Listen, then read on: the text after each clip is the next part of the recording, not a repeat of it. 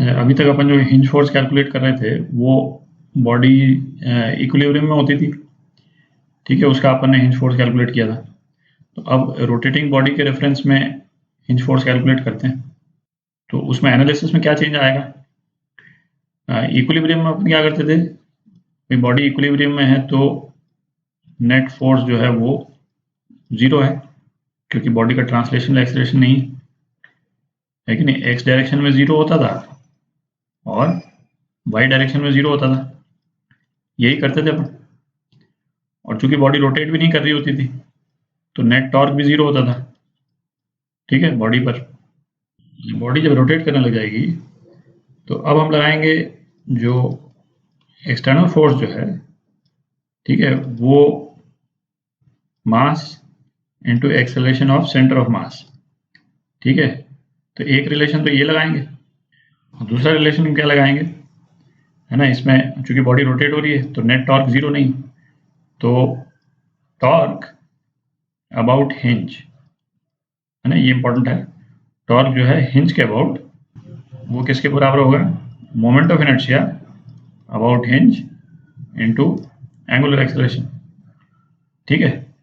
एक इसको यूज करेंगे तो इससे क्या होगा, इसको एनालाइज करके ना दो एक्सेलरेशन आ जाएंगे अपने पास में। एक तो ये टेंजेंशियल एक्सेलरेशन आ जाएगा सेंटर ऑफ मास का, ठीक है, इस डायरेक्शन में बॉडी क्या एक्सेलरेट कर रही है, ये तो अल्फा से आ जाएगा, tangential acceleration of centre of मास, ये क्या होगा अल्फा इंटू एक्स, और एक्स क्या है सेंटर ऑफ मास का और हिंज का डिस्टेंस, सेंटर ऑफ मास और हिंज का डिस्टेंस, ठीक है, ये एक्स हो गया। अच्छा, दूसरा क्या है, बॉडी के पास में एक एंगुलर वेलोसिटी होगी, तो एंगुलर वेलोसिटी के कारण बॉडी का एक रेडियल एक्सेलरेशन होगा, ठीक है। तो रेडियल एक्सेलरेशन क्या होगा,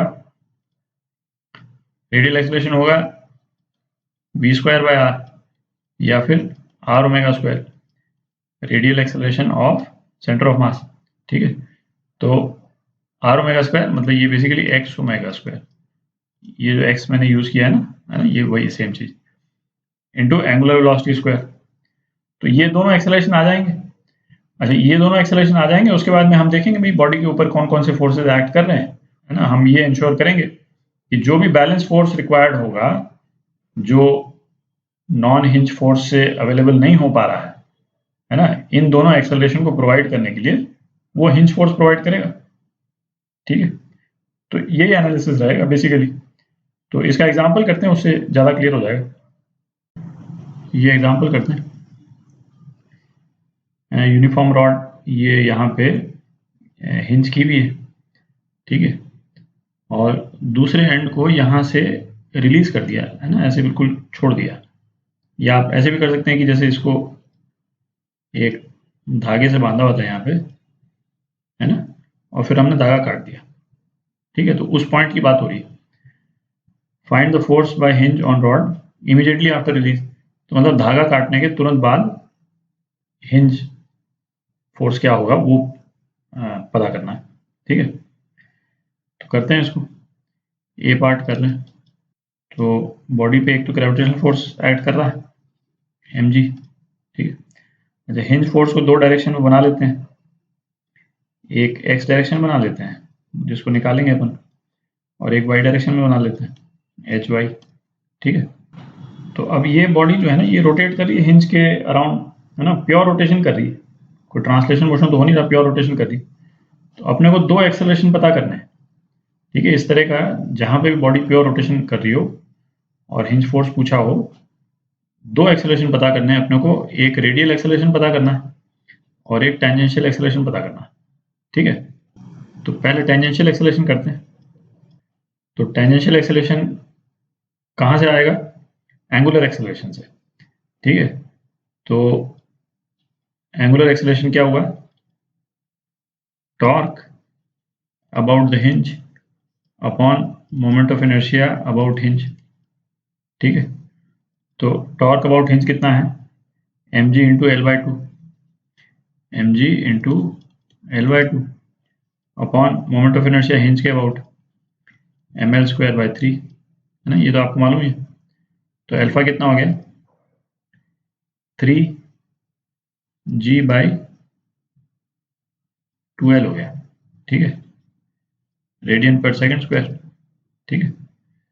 तो tangential acceleration of centre of मास कितना हो गया, सेंटर ऑफ मास कितना दूर है यहाँ से, L/2 दूर है, L/2, ठीक है।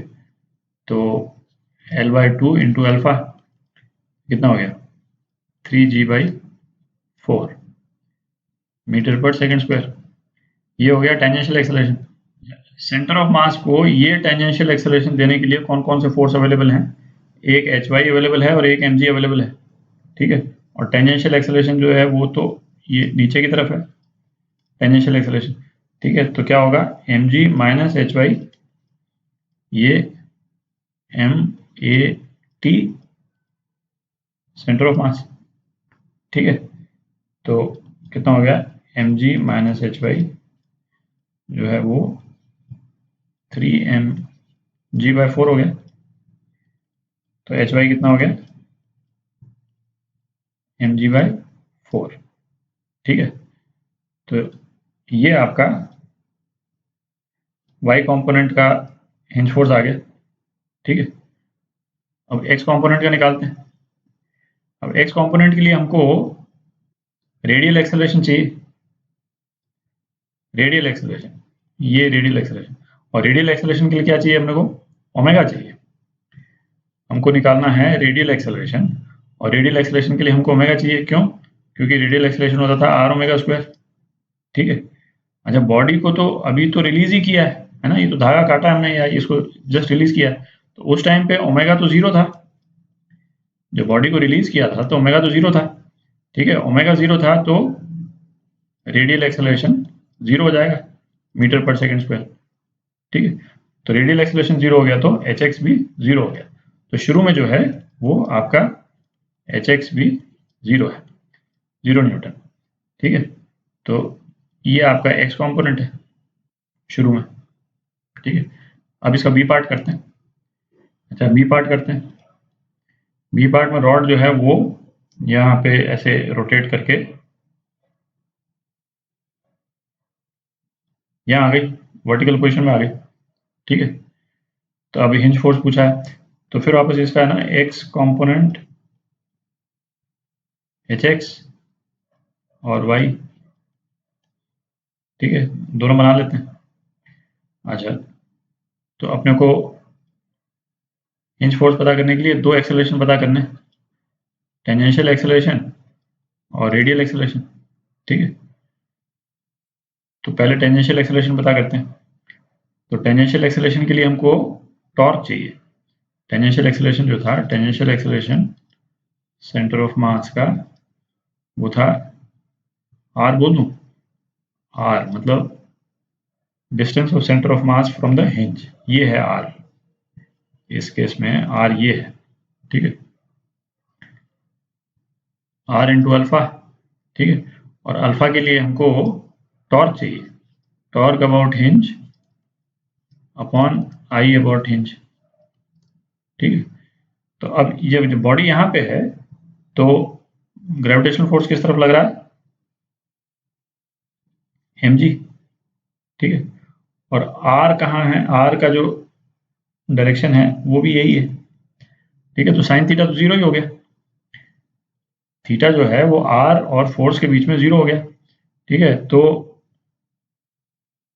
टॉर्क अबाउट हिंज जो है वो जीरो है, ठीक है, 0 न्यूटन मीटर,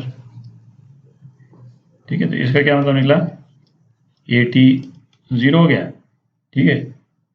और AT का डायरेक्शन क्या था, AT का ये डायरेक्शन था, ठीक है। तो AT जीरो है, इसका क्या मतलब निकला, HX जो है वो जीरो हो गया, क्योंकि HX जो है हॉरिजॉन्टल डायरेक्शन में फोर्स है। AT यदि निकल करके कुछ आता तो हम देखते, बट AT तो कुछ आया नहीं, तो HX जीरो हो गया, ठीक है। अब AR निकालते हैं। तो हमको क्या निकालना है, AR निकालना है, मतलब रेडियल एक्सेलरेशन निकालना है, ठीक है। AR क्या होता है, आर ओमेगा स्क्वायर, है ना। रेडियल एक्सेलरेशन हम निकाल रहे हैं सेंटर ऑफ मास का, तो हमको ओमेगा पता करना है। तो इस बॉडी का जो सेंटर ऑफ मास जो है वो टोटल उसका जो फॉल हुआ है वो इतना हुआ है, इतनी पोटेंशियल एनर्जी जो है उसने यूज की, ठीक है।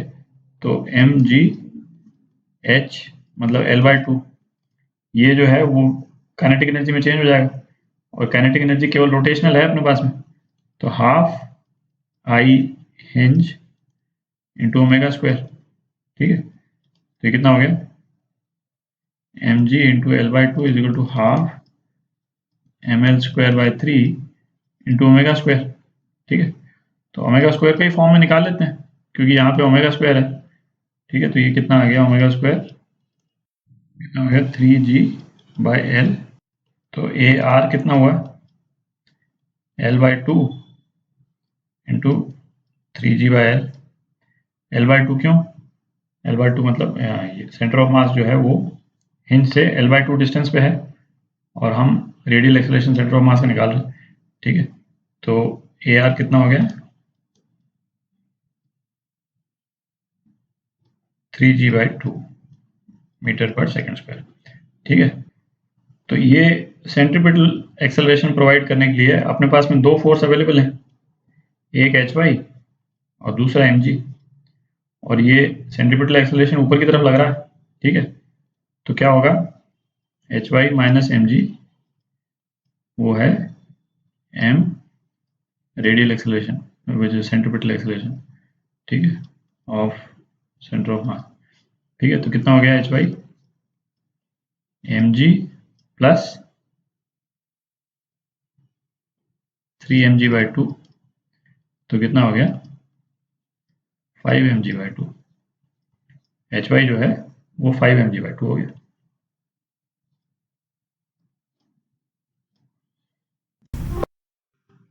तो ये आपका आंसर, एच एक्स आ गया था 0 और एच वाई जो है वो इतना आ गया, ठीक है।